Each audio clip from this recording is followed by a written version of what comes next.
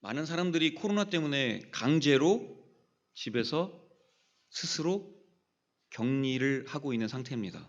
어른들도 마찬가지지만 초, 중, 고등학교 학생들이 모두 다 소파와 이불 속과 침대에 묶여 살고 있습니다.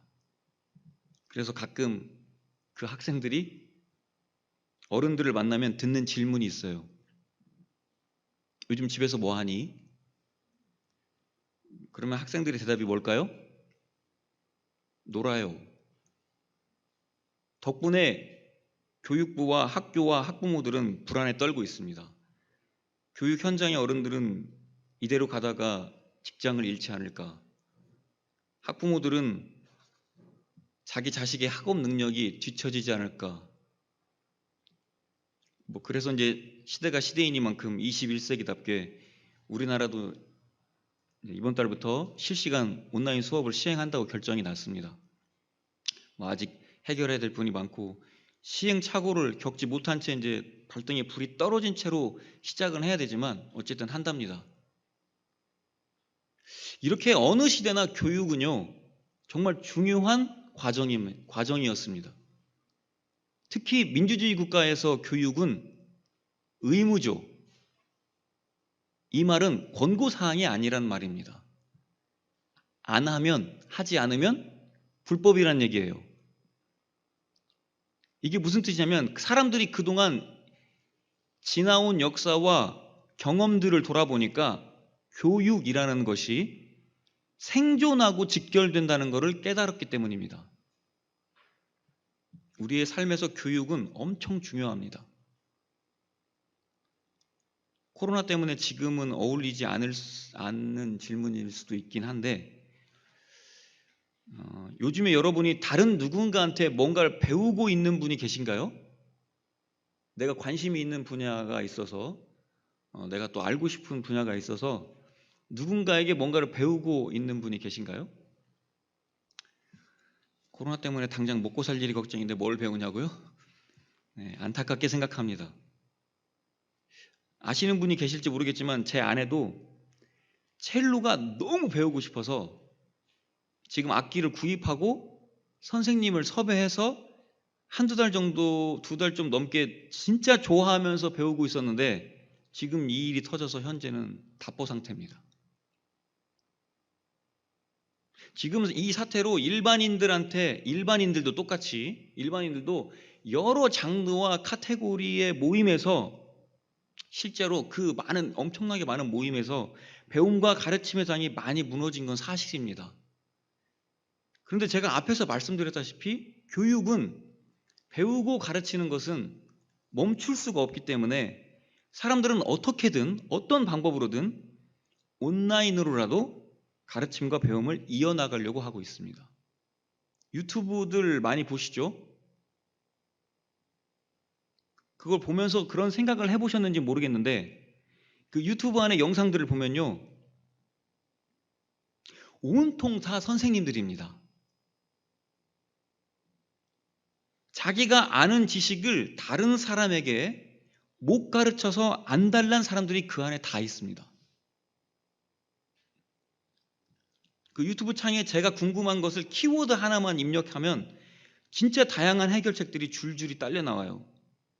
거기에다가 그 영상의 댓글에 좀 더 디테일한 질문을 달면 진짜 친절하게 답도 해줍니다. 유튜브 안에 온통 다 선생님들입니다.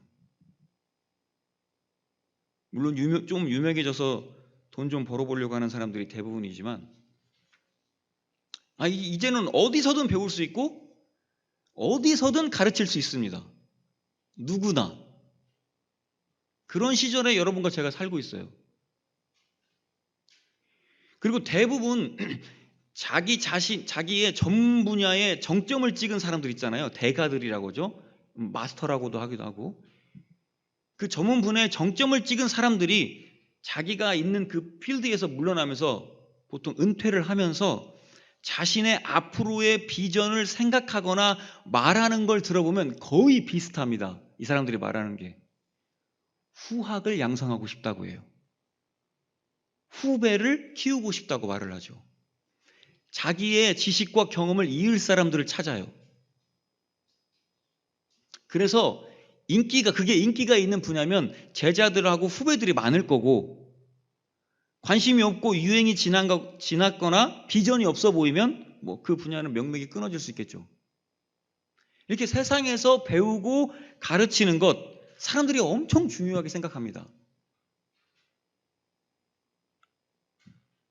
그렇다면 성경에서 배운다, 성경에서 가르친다라고 말하는 것, 성경에서 배운다, 가르친다라고 말할 때 우리는 그걸 어떻게 받아들여야 될까요? 제가 지금까지 앞에서 말씀드린 여러분과 저의 일상에서의 지식과 지혜를 서로 전달하고 받아들이는 것과 성경이 말하는 지식과 지혜를 전달하고 받아들이는 것은 어떤 차이가 있고 어떻게 다른 걸까요?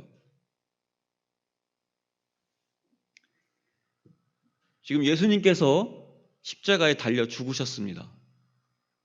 이 사건은요, 예수를 따르던 사람들한테 아주 기가 막힌 사건이었어요.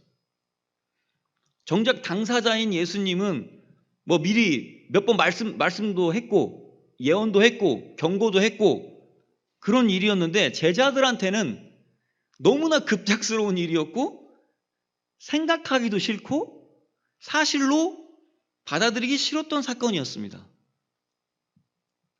그런데 결국 예수님의 죽음으로 제자들하고 예수님과의 그 3년간의 아름다운 밀회는 물거품처럼 사라져버렸어요.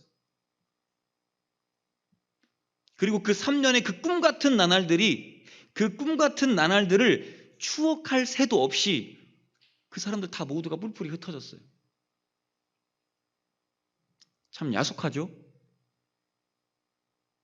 그런데 예수님을 더 이상 볼 일이 없다고 생각한 그들의 그 마음도 이해가 됩니다. 제자들은 예수님의 죽음 후에 허탈함으로 아마 그들의 삶이 진공 상태였을 거예요. 그런데 여러분, 예수님이 자기가 죽는다는 말씀을 하신 게 아니죠. 무슨 말씀도 하셨어요? 3일 뒤에 다시 살아날 거라고도 말씀하셨어요. 생각해 보니까요, 예수님이 자기가 죽는다고 말하는 그 얘기를 들은 제자들이 뭐라겠어요? 안 된다고. 우리가 당신을 그렇게 내버려둘 수 없다고, 죽게 내버려둘 수 없다고, 내가 당신을 지키겠다고, 그렇게 생난리를 치던 제자들인데 다시 살아나신다는 말씀이 귀에 들어오기나 했을까요? 죽은 자를 살리신 예수님의 기적을 실제로 눈으로 확인했던 그 인간들인데도 말입니다. 어쨌든 예수님은 약속하신 대로 다시 살아나셨고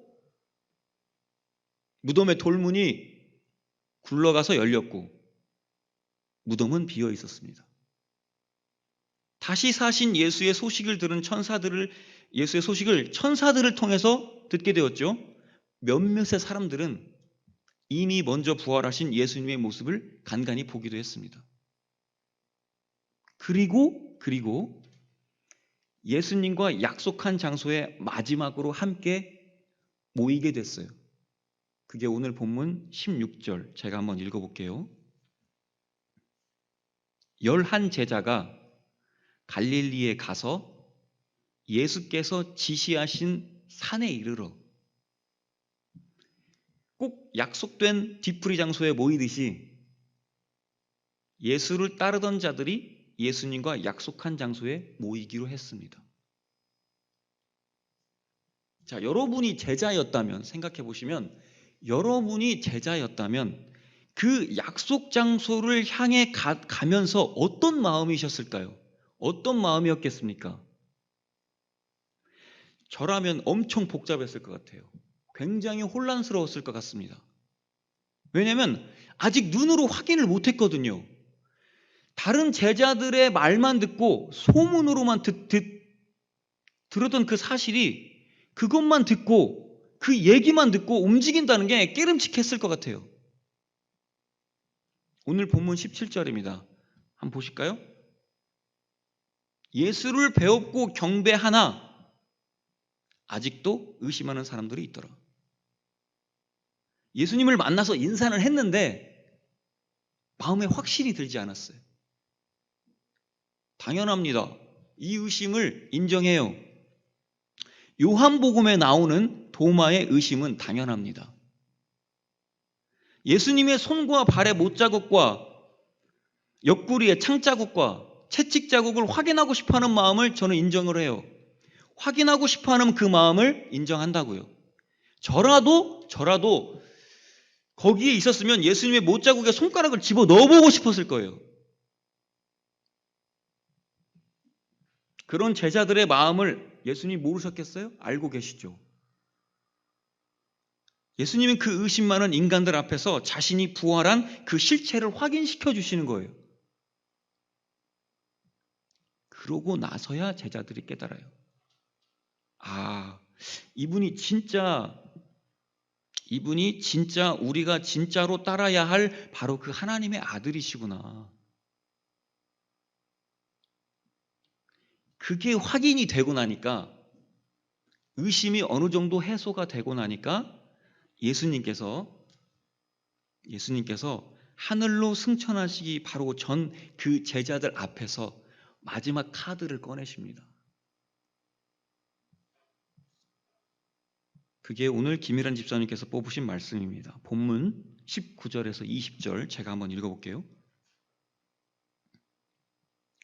그러므로 너희는 가서 모든 민족을 제자로 삼아 아버지와 아들과 성령의 이름으로 침례를 베풀고 내가 너희에게 분부한 모든 것을 가르쳐 지키게 하라.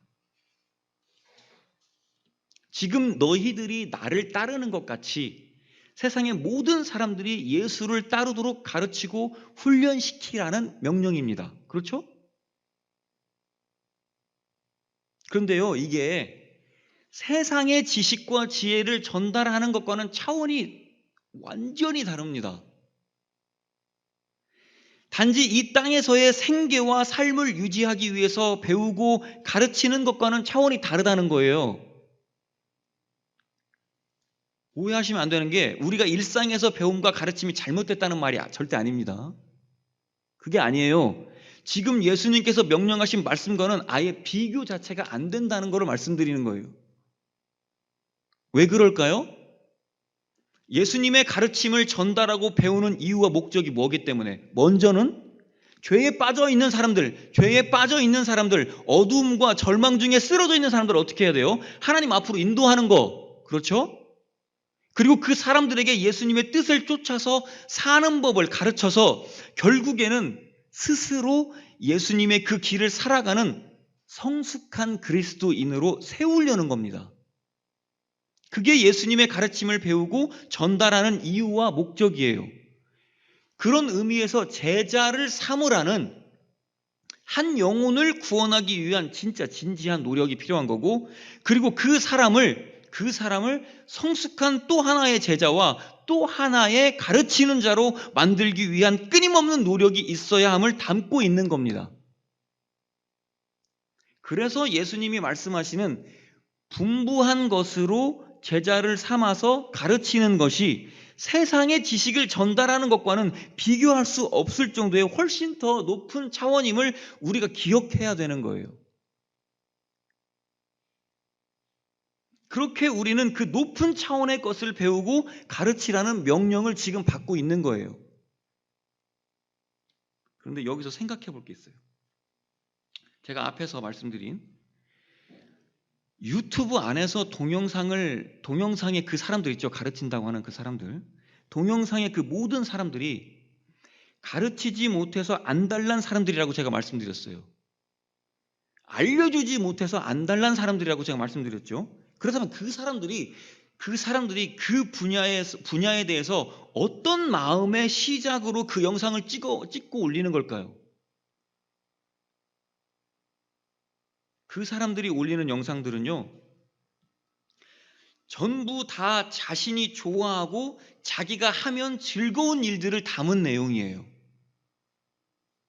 다시 말해서 자기가 잘하고 자기가 좋아하는 것들을 알려준다는 거예요. 자기가 좋아하고 행복해하는 것들을 알려주고 싶어 한다는 말이에요. 그 사람들이. 그럼 이제 생각해봐야죠. 여러분 예수님을 좋아하십니까? 그래서 지금 예수님을 가르치고 계십니까? 여러분 예수님 잘 아세요? 그런데 왜 우리는 예수님을 배우려고 안 할까요? 잘 모르는데 좋아하기만 하고. 자, 예수님을 잘 안다는 건요, 예수님을 좋아한다는 말이에요. 예수님을 좋아한다는 건요, 예수님을 잘 안다는 말과 일맥상통한 거예요. 그런데 왜 우리는 일맥상통하지 않는 걸까요? 제가 저번 설교 때 말씀드린 게 기억나실지 모르겠는데 제가 책을 엄청 싫어한다고 말씀드렸죠. 그것과 일맥상통한 건데 제가 배우는 거하고 공부하는 거를 진짜 싫어합니다. 와, 이런 것까지 배워야 돼? 이런 것까지 공부해야 돼? 공부 진짜 싫은데. 그런데 그런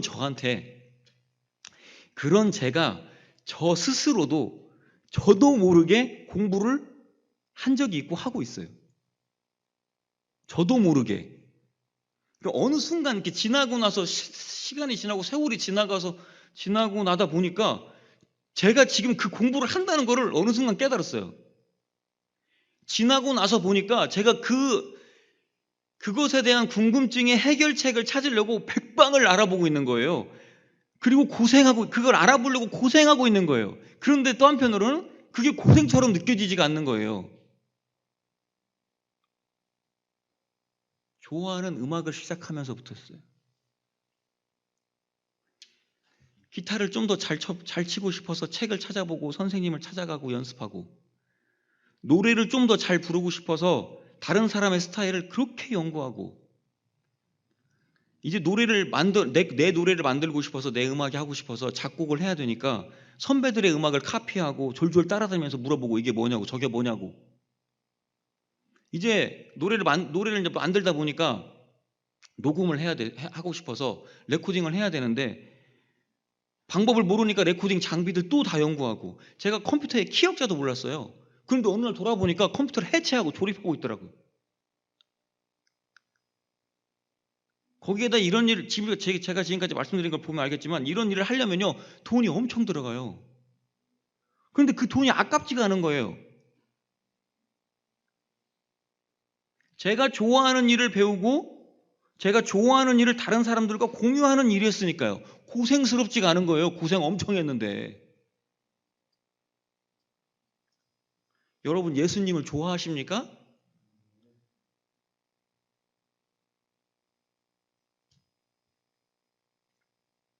오늘 본문에 예수님의 명령을 들은 우리는 지금 어느 지점에 있는 겁니까? 지금 도대체 그러면. 자, 또 다른 한쪽으로 제가 생각해보고 싶은 게 있는데 지금 우리가 살고 있는 이때가 지금이 진짜 성경을 배우고 가르쳐야 하는 때가 맞는가입니다. 지금이 진짜로 성경을 가르치고 배우는 때가 맞는가예요. 지금 오늘의 이 말씀이 우리가 여러분과 제가 그토록 귀에 못이 박히도록 들었던 말씀인데 이 말씀이 오늘도 우리에게 유효한 말씀인가 하는 거예요. 제가 왜 이런 생각을 하게 됐냐면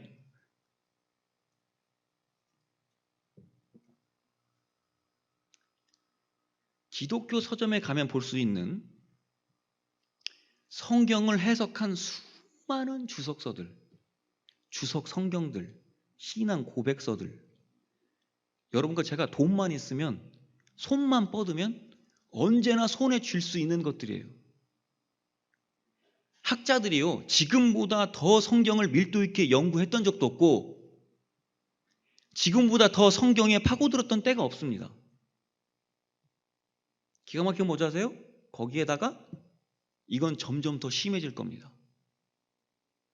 학자들에 의해서 성경의 지식의 깊이와 넓이와 확장은 지금보다 훨씬 더 앞으로 가속화될 거예요. 여러분과 저의 후손들이요, 점점 더 많은 성경의 해석 속에서 파묻혀 살 거예요. 제가 장담합니다. 그런 엄청난 성경 지식, 이런 홍수의 시대에 살고 있는 우리한테 지금 이렇게 오늘 본문에 귀에 못이 박히도록 들었던 오늘의 말씀이, 본문이 오늘도 우리에게 유효한 말씀인가 하는 거예요. 생각해 보세요. 공부할 필요가 없을 것 같잖아요. 저렇게 널렸는데, 다 연구해놨는데.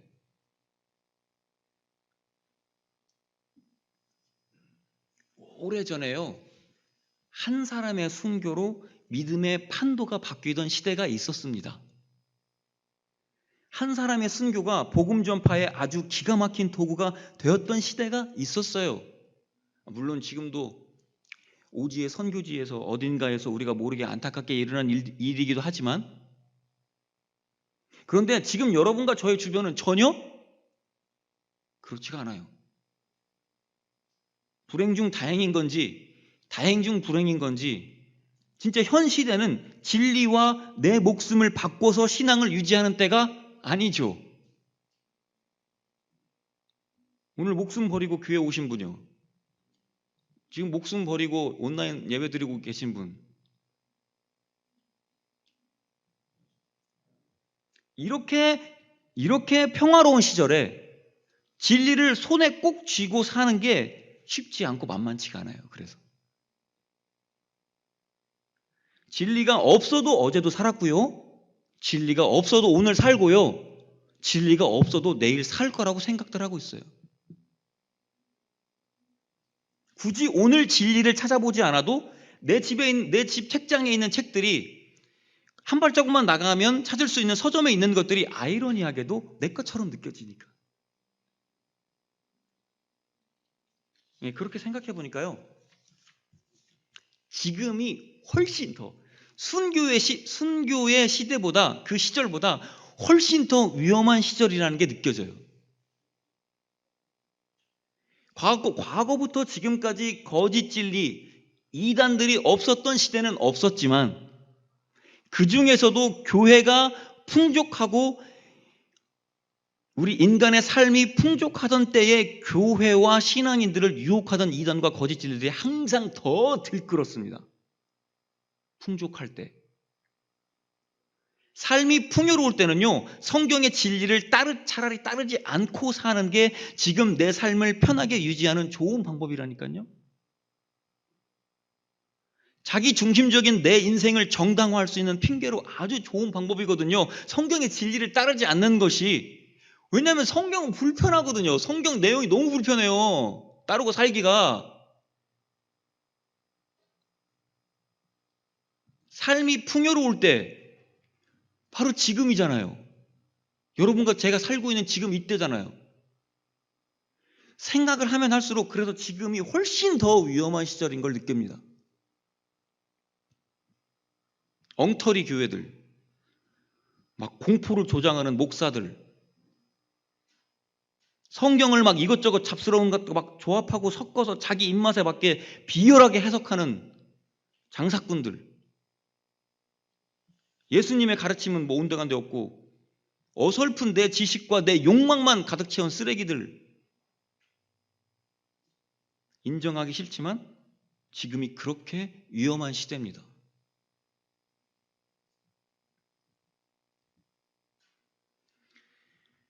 자, 지금 여러분과 그럼 저는 어떻게 해야 됩니까?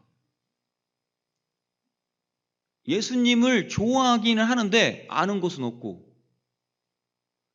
예수님처럼 십자가에 매달릴 용기도 없고, 믿음의 선배들처럼 목숨을 내놓을 용기도 없고, 거짓 진리들이 갑자기 내 앞에 왔을 때, 내 곁에 왔을 때, 생각해 보니까 아는 것이 없어서 모른 척 할 수밖에 없는 여러분과 저는 지금 어떻게 해야 됩니까? 그래서 오늘 예수님이 하늘로 올라가시기 직전에 그걸 다 알고 오늘 이 말씀을 하신 거예요.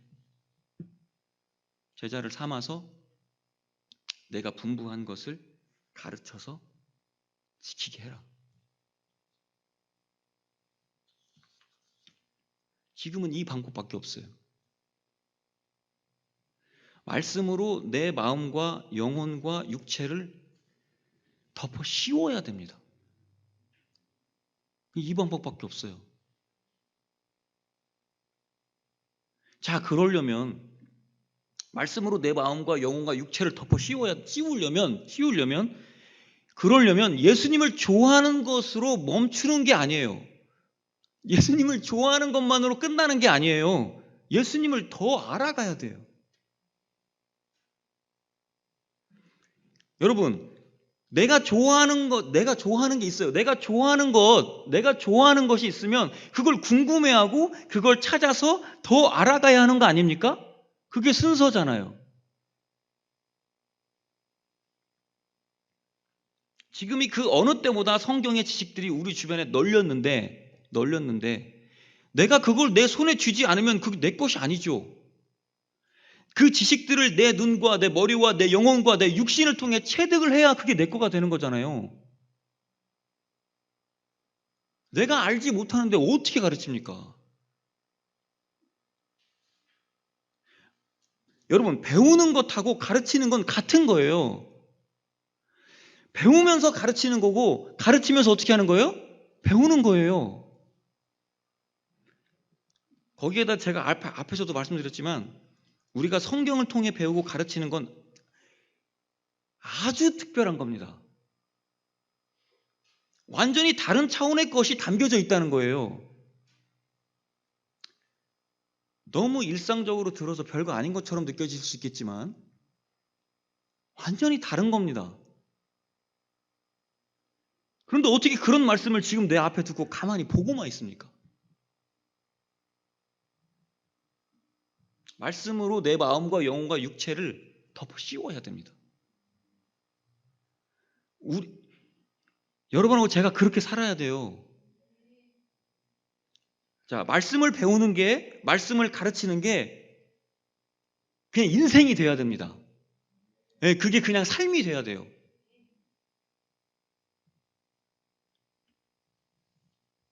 말씀 마무리하겠습니다. 제가 진짜 바라기는 우리 모두가 정말 매일매일 말씀을 궁금해하는 거예요. 매일매일 말씀을 궁금해하고 매일매일 그 말씀을 기대하고 매일매일 말씀에 덮여져서 살기를 원합니다. 그래서 결국에는 어떻게 되길 바라냐면 그런 삶 때문에 그렇게 살아가는 삶 때문에 안 가르칠래야 안 가르칠 수 없는 누가 가르치지 말라고 나를 막아도 안 가르칠래야 안 가르칠 수 없는 가르칠 수밖에 없는 우리 모두가 되기를 진심으로 간절히 바랍니다. 아멘.